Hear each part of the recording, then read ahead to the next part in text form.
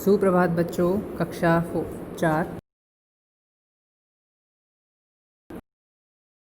अंतिम पृष्ठ की ओर चुके हैं। ये पाठ आपका लगभग पूरा हो चुका है, समाप्त हो चुका है। पापा जब बच्चे थे, इसकी कहानी भी हमने अच्छे से समझी थी। फिर बहुत सारे इसके कठिन शब्द अर्थ भी हमने करे थे, और उसके बाद इसमें जो भी क्वेश्चन आंसर्स थे, एक्सरसाइज थी, वाक्य प्रयोग थे, वो भी हमने करे। ठीक है ना। अब परिवार में किसको क्या बुलाते हैं ये भी हमने करा, और उसके बाद आप किन किन चीज़ों में माहिर हो, लास्ट टाइम हमने ये वाला पेज किया था पिछली बार, कि आप किन किन चीज़ों में माहिर हो, और फिर पापा कैसे थे उनके बारे में भी लिखा। अब इस पाठ के अंत में एक कविता दी हुई है जिसका नाम है उलझन। तो आज इस कविता को हम सब पढ़ेंगे, समझेंगे, और उसके बाद ये कविता आज सभी को अपनी हिंदी की नोटबुक में नोट करनी है, सुंदर लेख में। ठीक है, तो शुरू करते हैं। कविता का नाम है उलझन। पापा कहते बनो डॉक्टर, माँ कहती इंजीनियर। यानी पापा क्या कहते हैं कि डॉक्टर बनो, और माँ क्या कहती है इंजीनियर बनो। भैया कहते इससे अच्छा सीखो तुम कंप्यूटर, और भैया जो बड़े भैया वो क्या कहते हैं कि आप इससे अच्छा तो आप ना डॉक्टर बनो ना इंजीनियर बनो, बल्कि क्या सीखो, कंप्यूटर सीखो। चाचा कहते बनो प्रोफेसर, चाची कहती अफसर। यानी चाचा कहते हैं कि आप प्रोफेसर बनो। यानी प्रोफेसर कौन होते हैं, जो डिग्री कॉलेज में पढ़ाते हैं, है ना, बड़े बच्चों को पढ़ाते हैं। और चाची कहती अफसर, यानी जैसे आईएएस अफसर होते हैं, है ना, अधिकारी वगैरह जो होते हैं, ऐसे अफसर बनो। और दीदी कहती आगे चलकर बनना तुम्हें कलेक्टर। यानी दीदी कहती हैं कि तुम कलेक्टर बनो।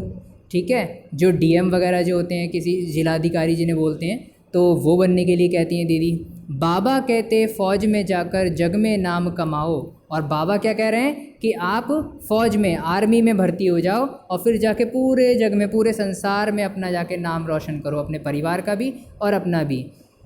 और फिर दूसरी दीदी कहती हैं, दीदी कहती घर में रहकर ही उद्योग लगाओ। यानी एक और दीदी हैं, वो कहती हैं कि घर में ही रहकर अपना उद्योग लगाओ। उद्योग यानी अपना ही घर में बिजनेस करो, कोई भी काम करो, जैसे कोई दुकान लगा लो, या कोई भी जो घर से कार्य कर सकते हैं वैसा काम करो। सबकी अलग अलग अभिलाषा, सबका अपना नाता।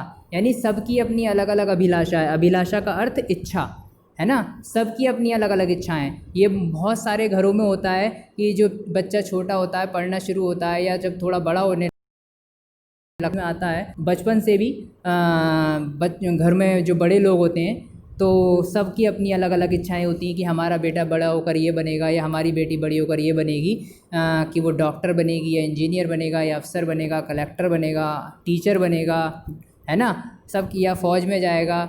जिस तरीके की अलग अलग इच्छाएं होती हैं। फिर लिखा है, लेकिन मेरे मन की उलझन कोई समझ ना पाता। यानी लास्ट में ये लाइन लिखी हुई है कि जो वो बच्चा है, जिस बच्चे से ये सारी बातें कही जा रही हैं कि बेटा आप डॉक्टर बनो या इंजीनियर बनो, लेकिन उस बच्चे से कोई नहीं पूछता कि वो क्या बनना चाहता है, वो किस चीज़ में माहिर है ना। तो उसके मन में क्या हो जाती है, उलझन हो जाती है, और उस उलझन को कोई समझ नहीं पाता। तो इस बारे में ये कविता लिखी गई है। तो इस कविता से सिर्फ हमें यही शिक्षा मिलती है, घर के बड़े लोगों को भी शिक्षा मिलती है कि अपने बच्चे के हुनर को, उसके गुण को, उसकी इच्छा को पहचानना चाहिए कि वो आखिर क्या बनना चाहता है, या वो किस चीज़ में ज़्यादा माहिर है। उसके गुण को पहचानिए, और उसके बाद उसे उसी दिशा में प्रेरित कीजिए, उसी दिशा में उसको सहयोग कीजिए बढ़ने के लिए, जिस दिशा में उसकी इच्छा भी हो और जिस दिशा में वो माहिर भी हो। तो हम सभी बच्चों को भी यही देखना चाहिए कि हम किस चीज़ में हमारा, मतलब हम ज़्यादा तेज़ हैं, और उस चीज़ में हमें आगे बढ़ना चाहिए। लेकिन पढ़ाई सभी को करनी है, पढ़ाई करके ही सब आगे बढ़ सकते हैं, तो इस चीज़ का सबको ध्यान रखना है। तो इस तरीके से ये आपकी कविता थी, जिसे सुरेंद्र विक्रम जो लेखक हैं उन्होंने लिखा है।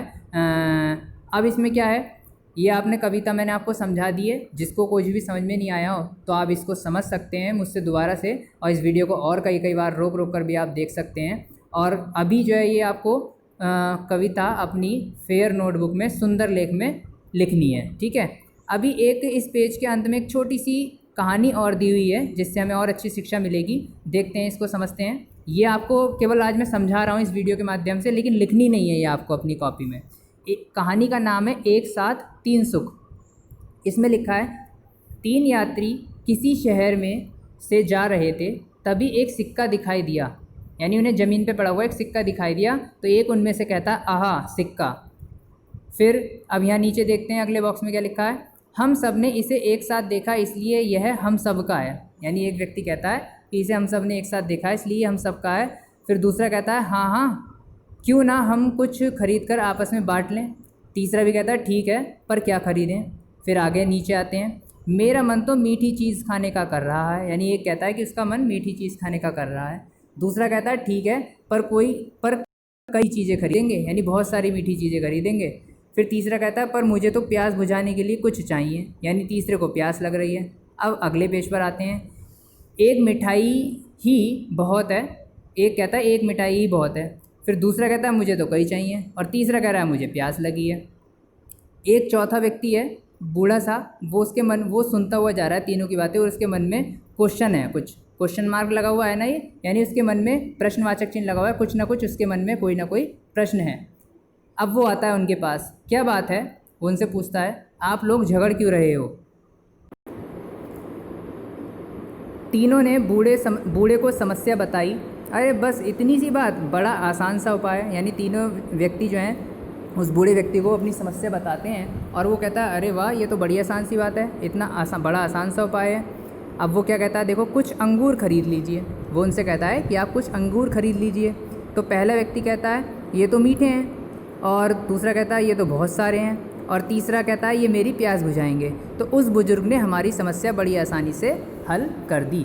यानी एक को केवल मीठापन चाहिए था, दूसरे को बहुत सारे चाहिए थे, और तीसरे को प्यास बुझानी थी। तो अंगूर ऐसा होता है जो मीठा भी होता है और एक साथ बहुत सारे भी मिल जाते हैं, और साथ में प्यास भी उनसे बुझ जाती है। अंगूर ऐसा फल है जो हमारी प्यास बुझाता है, क्योंकि इसमें पानी भरपूर मात्रा में होता है।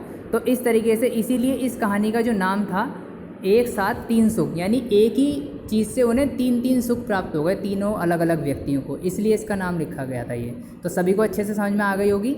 तो ये तो मैंने आपको समझा ही दी, और इससे पहले जो कविता मैंने आपको समझाई है उलझन, ये आपको भी समझ में आई गई होगी। ये आप सभी को अपने सुंदर लेख में अपनी हिंदी की कॉपी में करनी है। आज के लिए धन्यवाद।